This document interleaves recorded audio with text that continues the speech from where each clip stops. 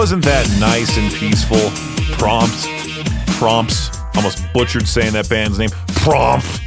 Prompts. Featuring Landon from The Plot and You. Stranger for Peach's pick of the day. Where are my music beds? Let me hit the B bar real quick. Hold on. People listening through the podcast version of this show are going to be like, what music bed? What are you talking about?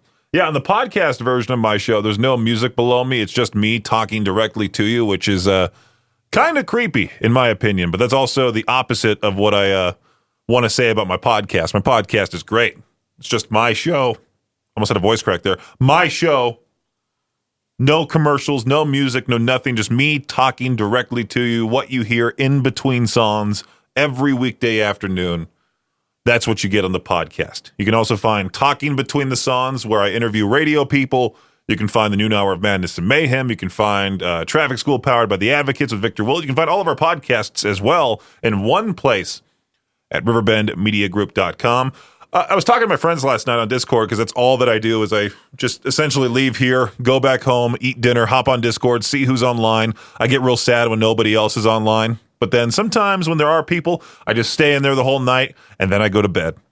But I was talking to my friend Zach and his wife Rachel, who live now in close to Nashville, Tennessee.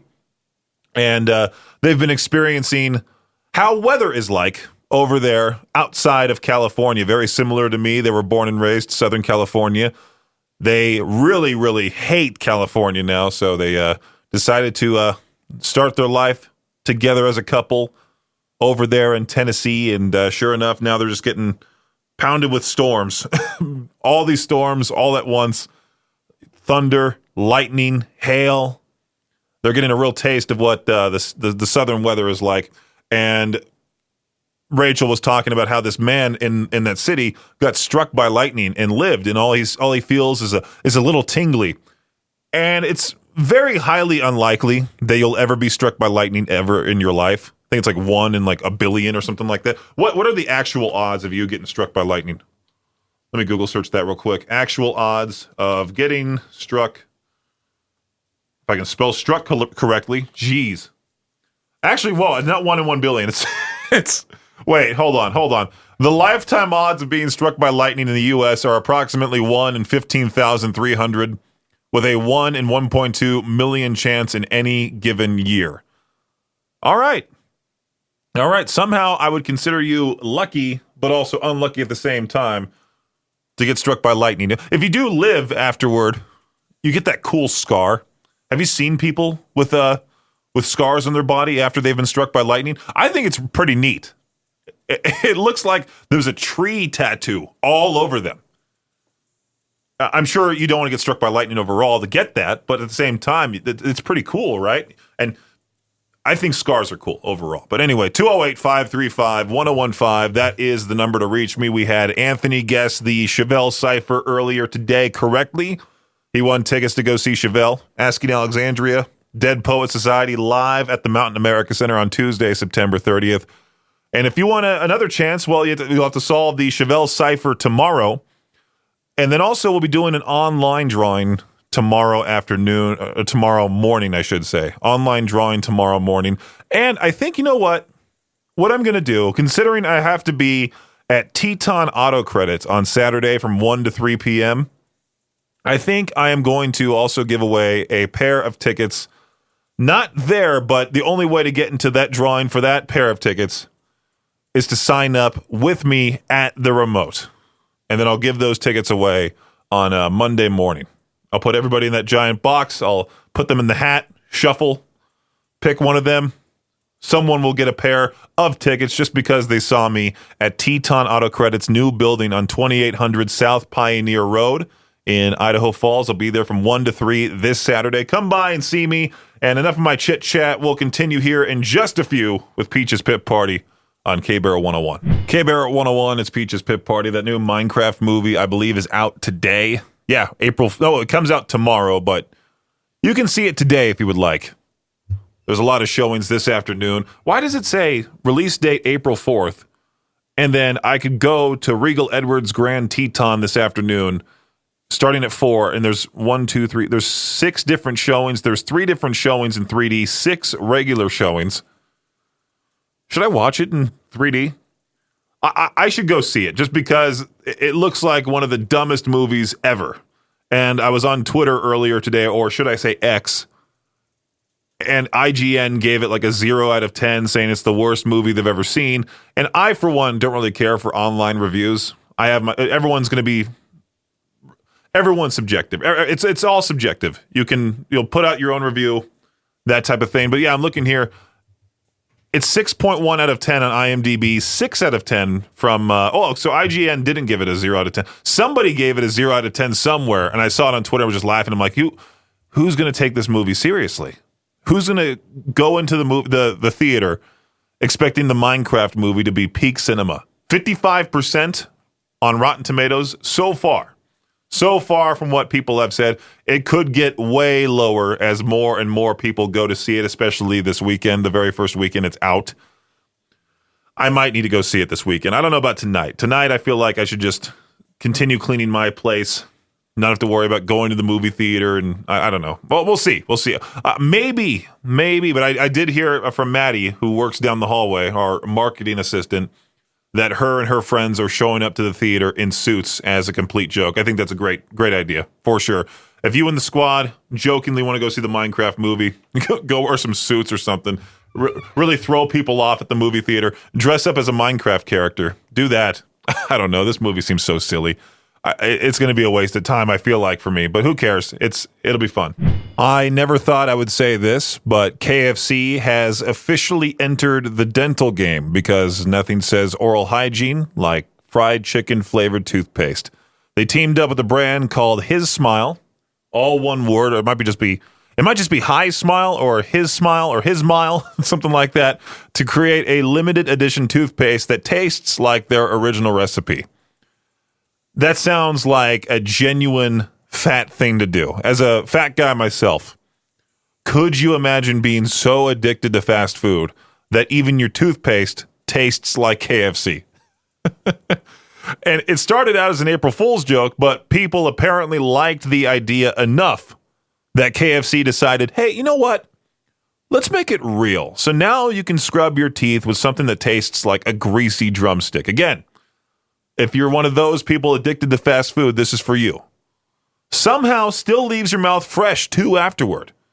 You can buy it now on the His Smile website, HISMILE, or you can just swish with gravy instead, make it a whole lot cheaper, call it a day. Is that good for you? No, but I'm assuming that this is going to sell out, too. Watch, should I go to the His Smile website right now? Let's do it. I don't care. HisSmile.com. Is that it? Should I just go His Smile KFC toothpaste? I bet they'll charge like $30 for a tube, and there's shipping too that I need to buy. Oh, is it Australia only? Wait, no, it's $13. For some reason, it says hissmileteeth.com/products. Okay, so it's not Australia. For some reason, it said Australia when I clicked on it. They have a lot of different toothpaste flavors. What? I didn't think this existed. There's a peach iced tea toothpaste from these guys. $11. I mean, if you're wanting to escape mint, here you go. Perfect. His Smile. HISMILE.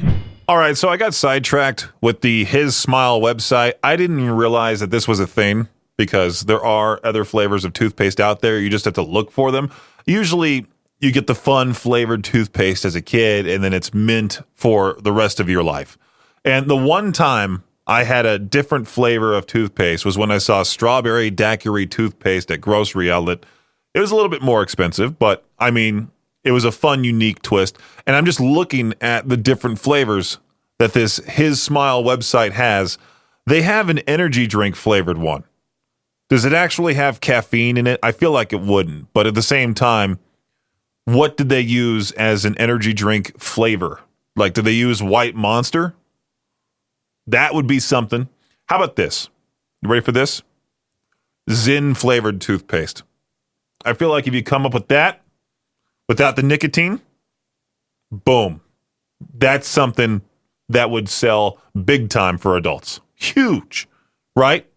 Wouldn't you think? I'm just distracted by looking at these different flavors. I saw glazed donut. I saw tiramisu. I saw pink donut, cotton candy, grape bubble gum. That one sounds like it would be awful. That one sounds like it would taste like medicine. Anyway, enough of me talking about toothpaste. Let's just move on here.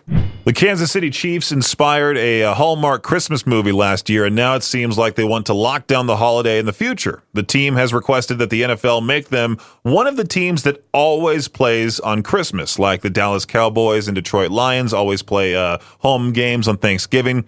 The NFL will have 3 games on Christmas this year, and some insiders believe the Chiefs will be playing one of those games in one of those games, even if there's no promise of the tradition continuing yet. Carmelo Anthony has been elected to the Basketball Hall of Fame, making a stellar end to one of the most unique careers in basketball history.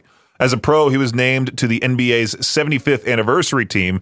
He's also the most famous one-and-done player in college basketball history, leading Syracuse to the only national championship back in 2003. And then, oh, by the way, he's also one of the most successful Olympians in basketball history, winning gold medals for Team USA in 2008, 2012, and 2016.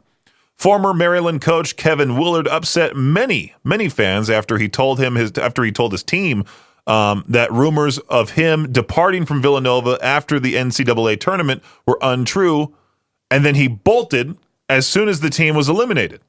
Now, Jimmy's Famous Seafood in Baltimore has added a new item to the menu, quote, in honor of Kevin Willard, snakehead bites. And while that is a fish, many fans feel that Willard acted like a snake in leaving the way he did. The snakehead bites cost $16.17, which is a bit of a coincidence because Willard went 16-17 last year before making his March Madness run this spring. Proceeds from the sales will be donated to the team's NIL collective. So there you go. That is it for your Shot Clock Sports Update right here on K-Barrel 101. If you feel like you're getting overworked at your job, back in 2019, Iceland took a big swing testing out a 4-day work week without cutting pay. And now, 6 years later, well, turns out Gen Z wasn't just daydreaming this one into existence. Productivity stayed the same or got better, and workers were way less stressed. Companies across the country started making it permanent, less burnout, more balance, and people still got their work done. Imagine that, working less and actually living more. Isn't that the way you're supposed to do it? When are we going to catch up? Potentially never. So if you want to make that big move to Iceland, you might want to do it now. Start learning Icelandic. That seems like a tough language to learn. Good luck with that. Peaches Pit Party on K-Barrel 101. So yesterday on my lunch break, first world problem. I decided to put in my order for Taco Bell, and I showed up to the one closest to here. I show up and I go, yep, order for Brendan. And they're like, are you sure you placed it at the right location? And I looked, and it was the one on Hit Road, not the one on this street, whatever it's called. I think it's South Fork or something like that. Oops, I picked the wrong location. At least it's not nearly as bad as this Genius of the Day qualifier, which, by the way, you can hear the Genius of the Day weekday mornings, 6:45 a.m. I got to be real careful with this. This is not exactly the kind of lunch break story you expect from local government. The mayor of a small town in North Dakota just resigned after, quote-unquote, accidentally sending a very not safe for work video to the city attorney. He claims it was meant for somebody else, which is even worse. The fact that he was trying to cover up for it. I'm sorry. I meant to send it to somebody else, not you. My bad. The damage control was immediate. He stepped down, apologized, and now the whole town's got a front row seat to a scandal nobody asked for. I'm sure everyone over there is making jokes, everyone who knows that mayor. Oh, it's going to be real fun and awkward for those people. All right, where's my X-Files music for people listening to my live on-air show? For those listening to the Peaches Pit Party podcast, just imagine the X-Files soundtrack behind me because, music doesn't get played on the podcast version of this show. Florida ranks among the best states for alien survival score. Here's what that means. Over 1,650 UFO sightings reported to the Pentagon as of November of 2024, right? Florida is one of the safest places to be. You want to know what the best state to be in is for an alien invasion? Virginia. then Alabama, Massachusetts, New York, Minnesota, then Florida. Where's Idaho? Not even the top 10. That sucks. Doesn't even do all the states. It just gives me the top 10. It's the alien survival score considers various elements, including population density, landscape, infrastructure, to assess how well a state might endure during an extraterrestrial encounter. Florida's diverse terrain, extensive coastline may contribute positively to its ranking. However, the analysis suggests that states with lower population densities and more remote areas might offer better chances for survival in such hypothetical scenarios. So maybe that we have all this just bare land, and I mean, people are clustered here. Like you got Idaho Falls, Rexburg, Pocatello. You got the three main big cities. Sure, you have Shelley, tiny Blackfoot. Well, Blackfoot's not all that tiny, but it's tinier than the three main ones. And I'm not going to include Firth or Iona. They're even tinier. I don't know. I feel like Idaho should be at least in the top 20, right? We could stand a chance. Everyone has guns around here. Yeah, we'll do fine. Man, people really do suck for the most part. You always see people complaining at fast food restaurants, causing a huge fit, making themselves look like a public nuisance. Well, they do become a public nuisance when they start screaming at fast food workers. Imagine this. You go up to a kid's lemonade stand, and you like the lemonade so much, you ask for a free refill, and then the kid goes, "No, I'm sorry, I can't do that." Would you pay for another glass? Yeah. It's not going to be all that expensive. I would think, right? Well, this Florida man was so irate that the kid at running the lemonade stand did not give him a free refill, that he grabbed, I think, the lady in charge, maybe like her mom, maybe like the kid's mom or something, grabbed a female victim, adopted a fighting stance, and warned that he would beat her up if he didn't get a free lemonade refill. So dumb. Well, luckily he was arrested. Nobody was hurt. But could you imagine going to jail over a one glass of lemonade? And then he asked for a refill. He's locked in the county jail in lieu of $5,000 bond. Well, there you go. Genius of the day material once again, which, by the way, you can hear that segment each weekday morning, 6:45 on the Victor Welch Show. Nintendo just dropped the news. The Switch 2 is officially coming this June. And it's bringing a price tag that might make your wallet flinch. $450, nearly $150 more than the original Switch. Why the jump? Because higher production costs and shipping logistics from overseas. Prices are up because, of course, they are.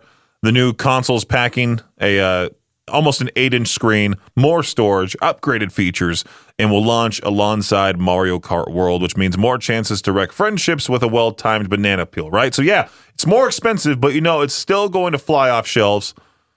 You got to get your pre-order fingers ready or start buttering up that one friend who always buys stuff on launch day. Hit them up, see if you can play on his Switch 2, her Switch 2, something like that. Maybe the next time we do make the switch, when we fall back an hour, maybe they'll lower in price. I doubt it, but it would be cool to give away a Nintendo Switch 2 for that giveaway in the fall time. So a Florida man is under arrest for taking a Cybertruck for a test drive and then not giving it back. It was a crime with a low percentage of success since he had to leave his driver's license at the dealership to take the vehicle out. Dexter Smithen, he went to a Tesla dealership in Tampa last week, met with a salesperson about test driving a Cybertruck. He handed over his ID, signed an agreement to bring the vehicle back in 30 minutes, but then he never returned. The salesperson tried calling him at the number he provided, but it wasn't a real phone number. Go figure. A few days later, the salesperson was able to use geolocation tracking to locate the truck in just a Home Depot parking lot. They called the police. The salesperson recovered the truck, brought it back to the dealership. Then a couple of days later, Smithen returned to the dealership to gather up some belongings he had left in the truck. Police arrived a short while later, arrested him for grand theft. Not the brightest bulb, but I also think if you're shopping for a car, the Cybertruck is not really the answer. Like, sure, they look cool, but at the same time, are they reliable? Are they decent? Are they getting vandalized everywhere? Yes. It's a horrible time to own a Cybertruck. It is now that time for To Peach Their Own. I tried looking for a question on Ask Reddit. The entire page is just politics, and I will never, ever, ever talk politics on this program, ever. So then I asked ChatGPT, what are some great questions I could ask for to Peach Theron? And I kind of searched for it last minute, so I apologize because I know I've asked this question before, but I just want to hear, what's one song, and one song only, you'd permanently delete from every playlist everywhere? You remember that song where it's like, why you gotta be so rude? Hated that song. Hated that song. It was one of the biggest songs of like 2014, 2013. That's one song I would delete forever. I'm glad that band hasn't put out anything since then. So, what's one song you'd permanently delete from every playlist everywhere? Let me know. 208-535-1015. Man, it's amazing. I put one song in all capital letters, and then there was somebody who commented, any Taylor Swift or Chappell Roan song. All right, let's move on here. K-Bear, how's it going? Not too bad. How are you, Peaches? Oh, doing fantastic. What's that one song that you would delete from every playlist everywhere? So, probably a very unpopular opinion. I really don't like Lonely Day by System of a Down. I'm not the biggest System of a Down fan overall. I really don't seek out their music in my own free time. I sort of get forced to listen to it by being in here. Yeah, I think you've told me this before. Right. But Lonely Day is my one song that I think should be at least deleted from K-Bear's playlist. I really don't like that song at all. I like most System, but I just don't like that one. It sounds dumb to me. Right, there we go. At least you gave your honest answer. All right, well, thanks, Peaches. You have a great, wonderful day. Hey, you as well. Oh, thanks. I'm done with work, so I will. Oh, good for you. All right. Well, all right. Hey, your work's funner. Your work's great, probably. My work blows, and it's for free. Right, there we go. there. All right, man. Well, you have a good one. You do the same. Peace. Peace. If you could delete a song off of every playlist anywhere or everywhere, let me know. 208-535-1015. I just watched the Nothing More Free Fall music video. Did they have an original one? Or did they just upload this one and only with Chris Daughtry? It's a great re-rendition of the song with the one, the only Chris Daughtry. But the music video, man, it's touching. Luckily, I didn't cry. Not one of those music videos that got me. There's been plenty of other music videos out there that have gotten me to tear up. What's that Five Finger Death Punch song? Is it Coming Down? That one gets you. They also have they have another powerful one about soldiers. Oh, I forgot the name. Wrong Side of Heaven. That's the one. Then there's also the one that Victor reviewed on our YouTube channel at KBear101RMG. The one from Eminem where he's rapping to his daughter. He left this emotional song for his daughter. So that way, when he's gone, she can just watch that video over and over and over again. Oh, man. That one's a tough one. What would be considered the saddest... What would be considered the biggest tear-jerker music video ever?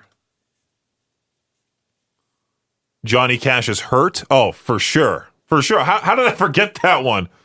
That might make a great to Peach their own question. What's the saddest music video, the biggest tear-jerker music video you've ever seen? I might have to save that for tomorrow. We'll see. Peach's Pit Party on K-Bear 101. I thought this was pretty funny. On r/Idaho Falls on Reddit from the user Mud Pupper.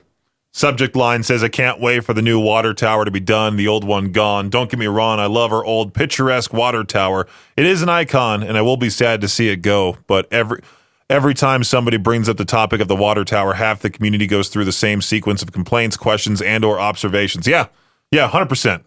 100%. People are so upset over a water tower. It's insane. This person goes on to say, yes, we need a new water tower. The old one was very, very old, too small, very costly to maintain, and presented a safety hazard due to its location and design. Those are the facts. The new water tower doesn't have that classic design that we all love. No modern water tower does. The new tower will be functional, and that's about it. It isn't the best looking, but it's better than the old one, right? That's all I can say about it. I mean, people are going to have the same thing. People complain all the time on Facebook. I tell you, if people are that adamant about a water tower, what's going on in their personal lives? That's why, I'm usually a negative dude. Even I'm like, okay, this is too much negativity. I'm done with this. I was about to log off of Facebook earlier and just stay off of it for like a week, but I got to keep posting on there on the K-Bear page. Otherwise, I'll get yelled at. I got to keep posting. which is true. You got to keep posting when you're in the radio. It's a part of the job. All right, let's look at the Facebook comments for today. Is to Peach their own question. In case you're just now tuning in, what's one song you would permanently delete from every playlist everywhere? This is typically when everyone just names every song ever. It's kind of like, what's your least favorite band? Everyone's gonna be naming a different band. You can't please everybody. It was kind of sad. I saw Cole put anything from Kings of Leon. Kings of Leon's one of my guilty pleasure bands. I love those guys. I think they're awesome. And then Ben wrote that super annoying Red Hot Chili Pepper song you guys play 30 times a day. First of all, which one? Because they all kind of sound the same. And then 30 times a day, I'll keep track. If he says what song, I'll put a tally mark. I'll put a sheet behind me and keep a tally mark of when exactly it plays. And I can guarantee it's not 30. Let's see here. What else is there? There's Led Zeppelin, any of it really? That's the only any answer I'll accept with this. Even though I wrote one song in all capitals, I still see some people going, could it be an entire catalog? I wrote one song for a reason. For a reason. No, I'm just messing. Africa from Toto, from Brenda. I Don't Want to Miss a Thing from Jeff from Aerosmith. Yeah, that was overplayed for quite some time. I remember that. Andrew Blurry, Puddle of Mud, which after... is it Wes Scantlin? Is that his name? After his latest allegations, I'm sure Puddle of Mud will be played less and less everywhere. So, yeah, if you have an answer for today's To Peach Their Own question, let me know at 208-535-1015. What's one song you would permanently delete from every playlist? Let me know. Hey, K-Bear, what's going on? Oh, not much. So, question for the day. What is it? Yeah, what's that one song that you would delete from every playlist everywhere? Nickelback Rockstar. Just for that, I'm playing it. No, I'm kidding. Do you actually hate Nickelback? Or just that song in general by them. I don't hate the whole band Nickelback, but that one, it technically got overplayed too early. I get it, man. And it still gets a little bit overplayed still to this day.